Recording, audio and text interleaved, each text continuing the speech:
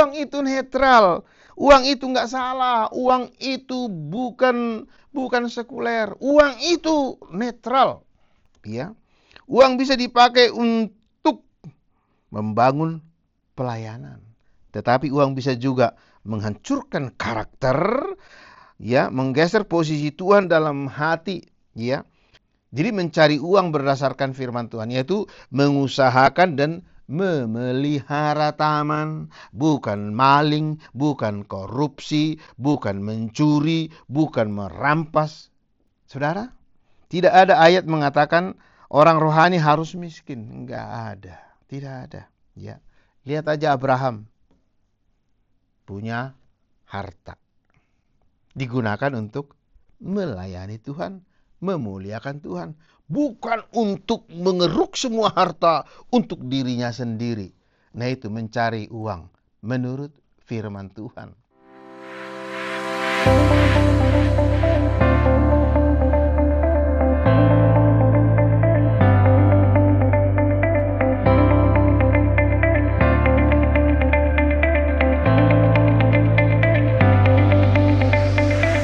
Shalom pemirsa, saya Pendeta Esro Laudin Manik di program Terang Warta Rohani yang dipersembahkan oleh Yayasan Terang Warta Rohani. Iya, hari ini saya membawakan satu tema yang sangat penting sekali, ya, yaitu mencari uang menurut firman Tuhan. Karena ada begitu banyak orang mencari uang, ya, dengan cara merampok, mencuri, korupsi. Atau ada juga, banyak juga orang memisahkan antara mencari uang dan mencari Tuhan. Mencari uang ini sepertinya duniawi. Nah, itu dia. Yang surgawi itu adalah mencari Tuhan. Sehingga tidak sedikit orang yang beragama terjerat di dalam kemiskinan, kekurangan. Atau tidak sedikit juga mereka mencari uang dan melupakan Tuhan. Mereka terjerat juga di dalam hedonisme. Yaitu mencari kekayaan sebanyak-banyaknya. Akhirnya ego. Nah, ini yang mau kita hindarkan. Dan ini yang akan saya sampaikan kepada pemirsa. Kita akan membuka Alkitab kita, pemirsa yang mengikuti program ini boleh membuka Alkitabnya 1 Timotius 6 ayat 10. Nah, dicatat dulu ya, biar pemirsa bisa membaca sendiri, ya, supaya bukan apa yang dikatakan pendeta. Ya, 1 Timotius 6 ayat 10, Matius 6 ayat 33, dan juga Ulangan 8 ayat 18. Oke? Kalau sudah menemukan alamat ayatnya, saya akan membaca, pemirsa menyimak ayat demi ayat. 1 Timotius 6 ayat 10. Demikian firman Tuhan. Karena akar segala kejahatan ialah cinta uang. Itu akarnya, cinta. Bukan uang, ya. Cinta uang. Sebab oleh memburu uanglah beberapa orang telah menyimpang dari iman dan menyiksa dirinya dengan berbagai-bagai duka. Kita lanjut ke Matius 6 ayat 33. Demikian firman Tuhan. Oh ya, udah ketemu alamat ayatnya?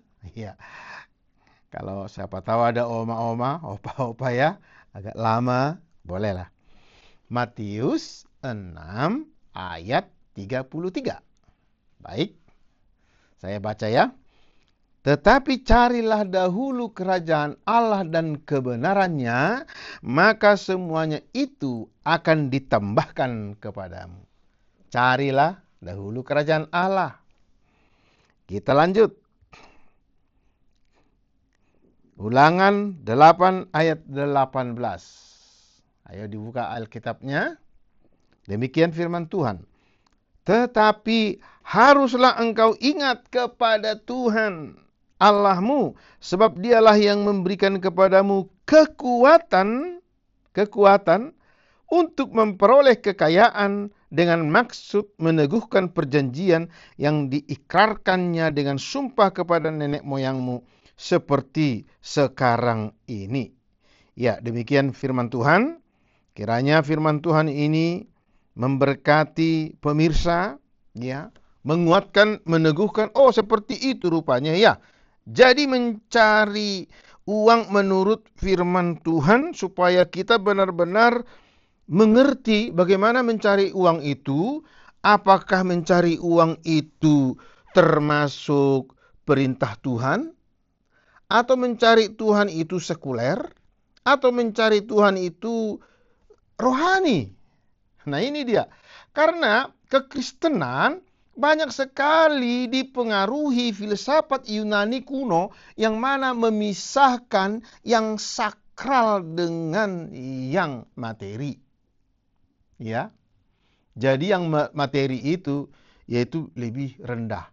Itu namanya sakral, yaitu dikotomi.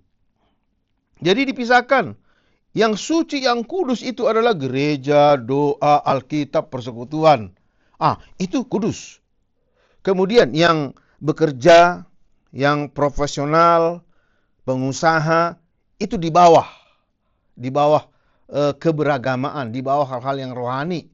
Sehingga terjadi sampai sekarang ini, itu dalam alam pikiran, saya konteks Indonesia, itu melekat sekali, sehingga tidak sedikit orang mengatakan dengan lagu-lagu, biarkan mengiring Yesus walaupun saya susah di dunia. Tapi saya susah di dunia sesungguhnya bukan susah karena miskin. Susah ya menghadapi salib, melewati salib itu, menahan diri untuk hidup kudus. Itu maksudnya susah, harus berjuang. Walaupun ada godaan, uang dan segala macam itu, kita tetap bertahan di dalam kekudusan. Bukan miskin secara, walaupun saya dompetnya kosong. Nah itu yang sering saya dengar. Ya udah 35 tahun. Saya dengar itu, nggak apa-apa saya miskin. Nggak apa-apa saya nggak punya uang. Yang penting saya mengikut Tuhan. Terjadi pemisahan antara yang sakral dan sekuler. Ya, sakral sekuler. Dikotomi. Itu mempengaruhi gereja sehingga tidak sedikit hamba-hamba Tuhan jatuh di dalam kemiskinan, kekurangan dengan doa-doa, rajin mengikuti seminar-seminar, lalu apalagi macam-macam semuanya kegiatan-kegiatan keagamaan, tetapi kekurangan uang. Bahkan anak-anaknya pun menjerit kekurangan. Itu yang terjadi. Ini bukan hanya ngomongan. Seluruh Indonesia bisa diperiksa. Bisa diperiksa pemirsa.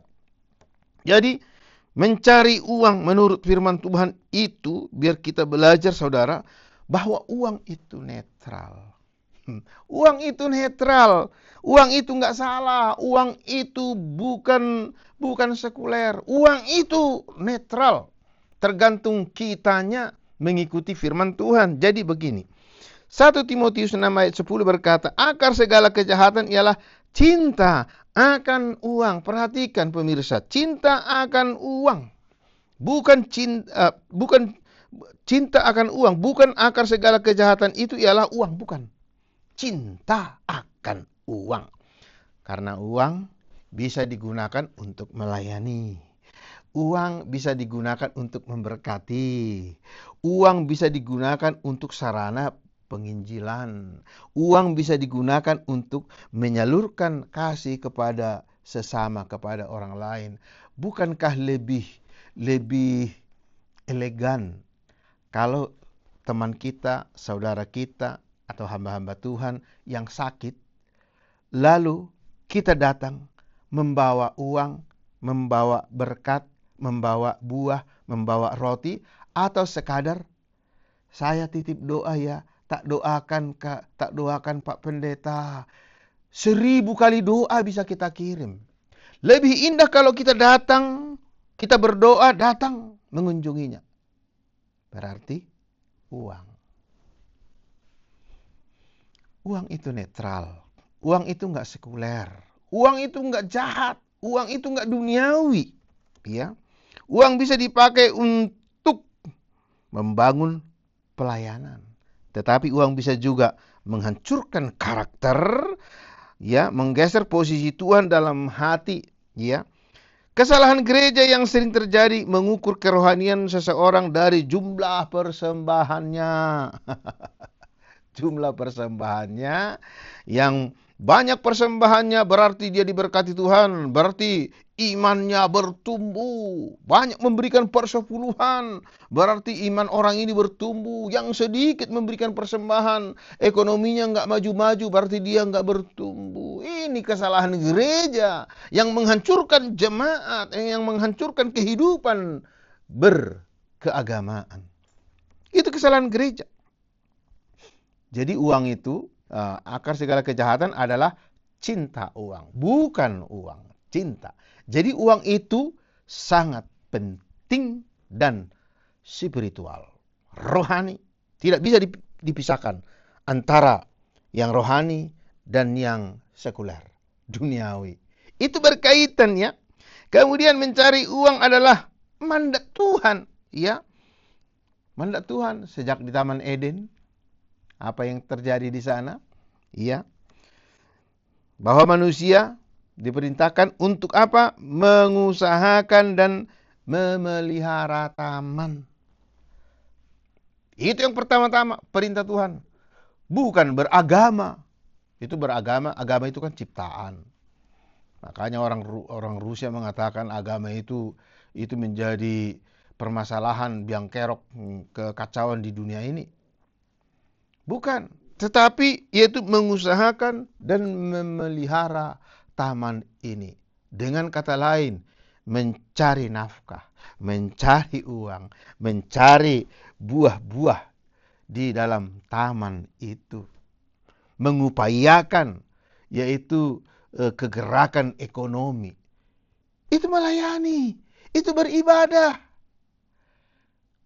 Jadi bukan hanya yang berdoa saja ke gereja saja yang rohani, kemudian yang lain nggak rohani. Kalau begitu saja, ya udah kita berdoa, baca Alkitab terus menerus, tidak usah ada persembahan. Karena persembahan itu dari mana? Dari duniawi, yang kata sebagian gereja itu duniawi. Ya jangan diterima dong yang duniawi, kan begitu ya. Nah, jadi jangan sepihak. Kalau memang itu duniawi, ya ini penganut dikotomi ya. Saya berbicara kepada penganut dikotomi. Kalau memang ya ada sakral, ada sekuler, ya udah jangan bersentuhan dengan yang sekuler, jangan bersentuhan dengan uang, jangan bersentuhan dengan bakso, jangan bersentuhan dengan daging babi. Itu sekuler, itu duniawi. Gimana? Mau? Kan tidak bisa. Tidak bisa terpisahkan dengan itu. Nah, pemirsa, mencari uang adalah mandat Tuhan sejak Taman Eden. Berarti apa? Ini kita harus setuju dulu ya. Kita harus sepakat dengan logika berdasarkan firman Tuhan ini. Ini mandat. Ini perintah mengusahakan dan memelihara taman. Ya, usaha itu apa? Berarti apa?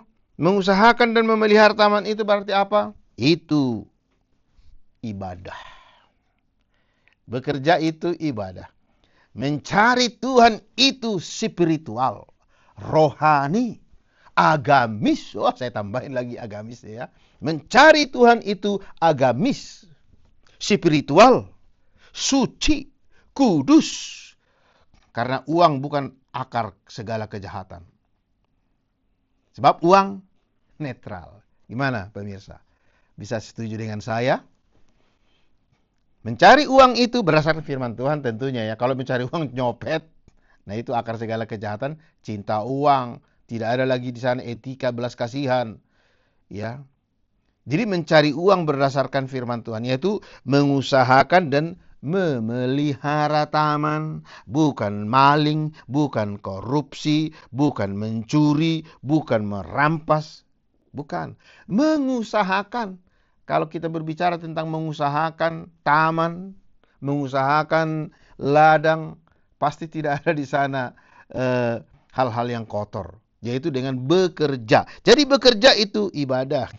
Mencari uang itu mulia. Ayo disimpan dalam hati kita. Mari kita tukar itu filsafat Yunani kuno yang secara sadar tidak sadar itu masuk di dalam paradigma kita bahwa uang itu duniawi, uang itu sekuler, bekerja itu sekuler, yang rohani adalah kegiatan-kegiatan agama. Tukar sekarang. Keluarkan itu. Masukkan sekarang, mencari uang itu spiritual, rohani. Itu perintah Tuhan untuk mengusahakan dan memelihara taman. Mencari uang itu mulia. Ajarkan anak-anak kita untuk mencari Tuhan, mencari uang. Saya ingat dulu waktu masa kecil saya. Bagaimana orang tua mengatakan, wah kalau dia nanti ngerti uang, dia tidak mau sekolah lagi. Padahal mencari uang juga sekolah. Dan ujung-ujungnya juga orang mencari uang. Orang sarjana, S1, S2, S3, ya pasti ujung-ujungnya mencari uang. Mana ada di antara pemirsa bekerja di dalam satu perusahaan, ya nggak usah, itu duniawi, saya nggak usah digaji. Mana ada itu. Ujung-ujungnya mencari uang. Jadi waktu saya masih kecil dulu itu, apalagi di daerah Sumatera, memang orang Sumatera itu fokus kepada sekolah. Tapi ada orang-orang tertentu kan yang mau dagang. Nah, ketika dagang ini, oh jangan sampai dia tahu uang, nanti tidak mau sekolah lagi. Nah, seperti itu. Jadi sepertinya mencari uang itu masa-masa kecil itu kalau masih SMP, SMA itu tabu. Ya, tabu mengajarkan bagaimana mencari uang, lebih tabu daripada seksual. Ini yang membuat kemiskinan merajalela di dunia negara kita ini. Karena mencari uang itu tabu, duniawi. Ya. Usaha adalah bagian dari rancangan Allah. Saudara, tidak ada ayat mengatakan orang rohani harus miskin. Enggak ada. Tidak ada. Ya. Lihat aja Abraham. Punya harta. Digunakan untuk melayani Tuhan, memuliakan Tuhan. Bukan untuk mengeruk semua harta untuk dirinya sendiri. Nah itu mencari uang menurut firman Tuhan. Bagaimana Abraham melayani? Bagaimana Abraham melayani pada waktu itu? Maka dikatakan dia adalah bapak orang beriman. Luar biasa. Itu sesungguhnya supaya kita dalam mencari uang itu berdasarkan kerajaan Allah. Yaitu jujur, Amsal 11 ayat 11. Bekerja keras, Amsal 10 ayat 4. Tidak menipu atau manipulasi. Hidup hemat dan bijaksana. Mengandalkan Tuhan, bukan licik.